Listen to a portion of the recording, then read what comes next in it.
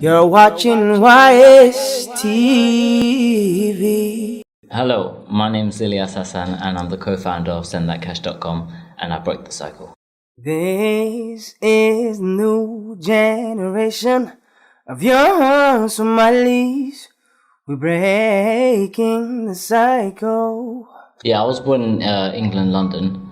I was a very hyperactive child. I was, semi-angry, more misunderstood. However, I was an average student. In primary school.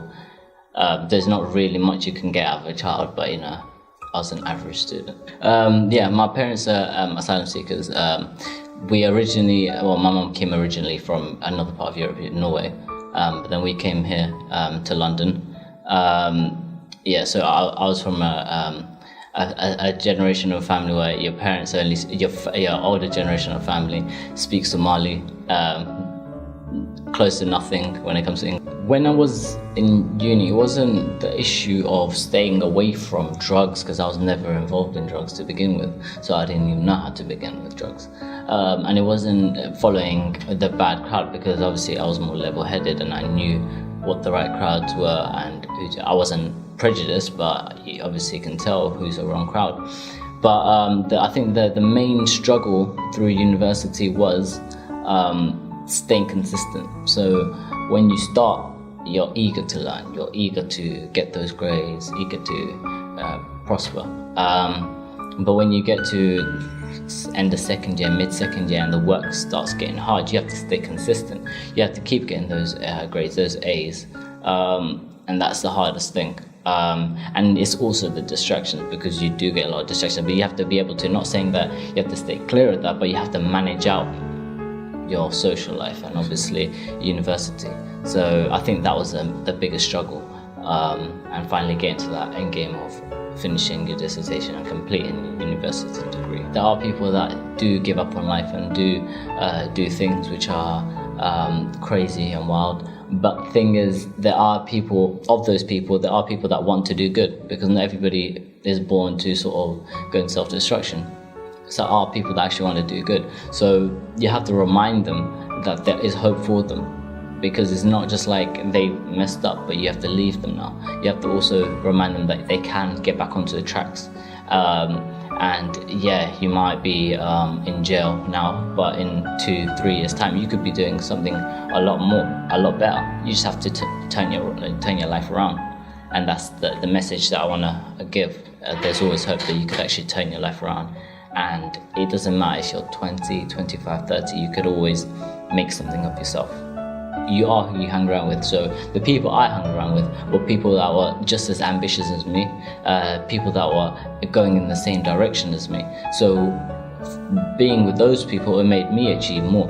So when I was with them, they would always try to get me to go in the direction. It wasn't necessarily the same thing, but it was trying to get to the best of your potential.